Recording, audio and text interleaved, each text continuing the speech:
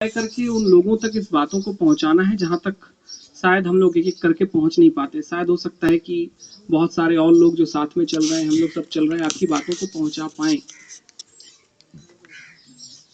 खेती, किसानी, गाँव बहुत बड़ी बात है।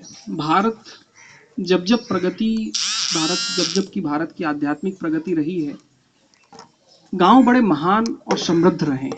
सारे गाँव बड़े महान और समृद्ध रहे।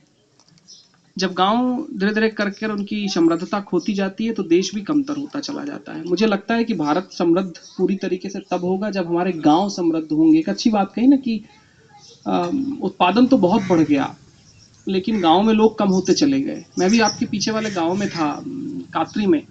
वहाँ मैंने पूछा लोगों से कि क्या आप लोग अपने बच्चों को खेती के लिए और प्रोत्साहित करेंगे? बोले नहीं।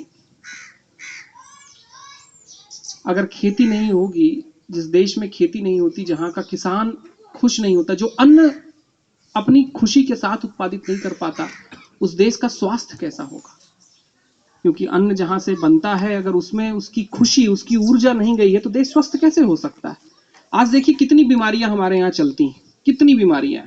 रोग के तो बिल्कुल आप शहरों में जाइए तो रोग तो बिल्कुल ऐसा है कि रोज मिलता है, क्योंकि हमारे अन्न के अंदर वो ऊर्जा, वो पौष्टिकता, वो ऊर्जा नहीं है, क्योंकि किसान खुशहाल नहीं है। मुझे लगता है कि हमको गाँव में इस यात्रा के संबंध में कितनी जानकारी पहुंची नहीं, मैं थोड़ी बातें कर देना चाहता हूं। मराठी में हो सकता है कोई ट्रांसलेट कर देगा कि बात केवल किसानी की। किसान एक चीज है गांव का। हमारे गांव की एक संस्कृति होती थी, एक सभ्यता होती थी, एक उसका कला और शिल्प होता था, हेरिटेज होता था।